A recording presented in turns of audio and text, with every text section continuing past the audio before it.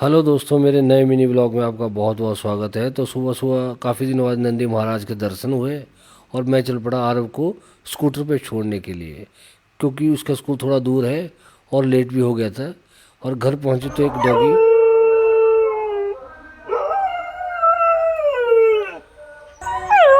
ये बहुत अच्छा गाना गाता है।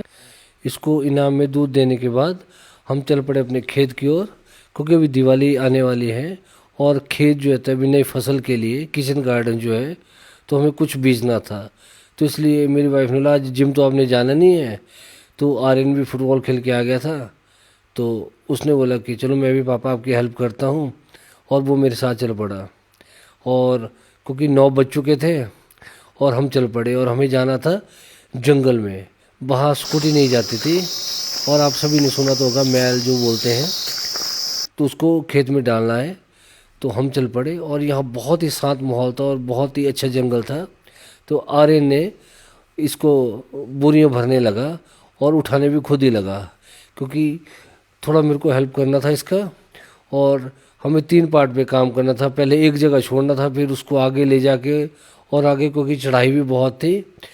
तो आर्यन बेचारा लगा रहा 10 बज गए 11 बज गए। और उसके बाद हमारी हेल्प करने के लिए और भी वहाँ पे आए थोड़े बोरियां भरने के लिए। और मेरे को बहुत ही प्यास लगी क्योंकि पानी नहीं था, तो आधे रास्ते में उनसे मैंने पानी लिया और आर्यन वहीं से आ रहा था तो उसको भी पानी पिलाया। अभी एट द एंड हम पहुंच गए स्कूटी तक, और स्कूटी में मैंने 2-2 बोरियां भर के घर की तरफ ले जाने लगा। और पहले 2 बोरियां छोड़ी, फिर अगली बार यहाँ देखा तो आर्यन रुक गया था काम को। मैंने बोला रुका क्यों? तो बोला यहाँ कम से कम 100 लंगूर हैं और मेरे को डर लग रहा है। और उन्होंने पूरा रास्ता घेर के रखा था, लेकिन मेरे को तो पता ही वो सारे मेरे दोस्त हैं, तो मैं हिम्मत करके चला गया। लेकिन वहाँ एक बात तो पक्का पता चलेगी कि अगर गलती से इन्होंने कोई और पहचान लिया तो एक बार मेरे ऊपर पड़ गए तो मेरे पास सेल्फ डिफेंस के लिए कुछ भी नहीं था। लेकिन मैंने हिम्मत की और चला गया और उन बेचारों ने कुछ नहीं बोला। और मेरी वाइफ खेत में काम कर रही थी और यहाँ पहुँचा तो बंदरों की सेना पहुँच गई थी। और क्योंकि जंगल में तो लंगूर थे तो बेचारों ने करना क्या, और पहुँचते भी मेरे पास ही हैं। तो इनको सेब वगैरह खिला के, और आज वाइफ ने टारगेट किया था कि आज मैं खेत कंप्लीट करूँगी। तो उसके बाद इसने मैल वगैरह डाल के और सारा खेत ठीक करके और इसको सरसों डाल के कंप्लीट हो गया। तो शाम को मैं जैसे जिम जा रहा था तभी आज हमारे जो सीएम साहब है सुखो जी, उन्होंने आना था। तो ये कांग्रेस के लीडर हैं दीपक जी, और बाकी मेरे दोस्त हैं अनिल, और उनके साथ भी पार्षद आए थे कि भाई आप भी चलो उनसे मिल लेते हैं, क्योंकि उनके बहुत ही अच्छे दोस्त थे। और ये मेरा पुराना कॉलेज है, यहाँ मैंने ऑटोमोबाइल इंजीनियरिंग की थी और सारी पुरानी बातें याद आ गई। और उसके बाद हम कॉलेज के पास पहुँच गए और यहाँ पे बहुत ही टाइट सिक्योरिटी थी, गेट भी बंद थे और हमें उन्होंने जाने दिया। और क्योंकि सामने हेलीकॉप्टर था तो सिक्योरिटी तो ज़रूरी थी। और अभी सीएम साहब नहीं आए थे, वो शायद नेर चौक में थे।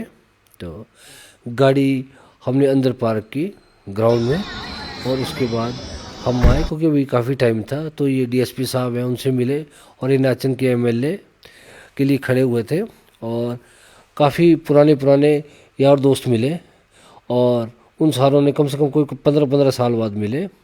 और सभी से मुलाकात होने के बाद अभी बात चली ही थी कि उतनी देर में एकदम जैसे होता है कि उनका काफिला आ गया और भगदड़ मच गई।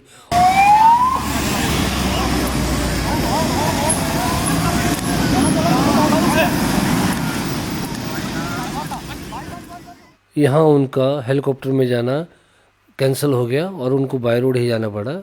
और मेरी भी उनसे मुलाकात हुई और हाथ मिलाया, लेकिन फ़ोटो नहीं हो पाया क्योंकि वहाँ फ़ोटो खींचने वाला कोई था नहीं मेरे पास। और उसके बाद हम चल पड़े घर की ओर, क्योंकि टाइम हो गया था बहुत ही ज़्यादा। और दीपक भाई ने हमें घर छोड़ा। शाम को मेरा भांजा तो मुझसे मिलने के लिए आया, और उसके बाद आर्यन और आरव घर में मस्ती कर रहे थे। और तो आर्यन ने आरव को बोला कि मैं तुम्हें उठा के ही जिम कर लेता हूँ। और इसी तरह हमारा आज का दिन ख़त्म। मेरा ब्लॉग देखने के लिए बहुत बहुत धन्यवाद।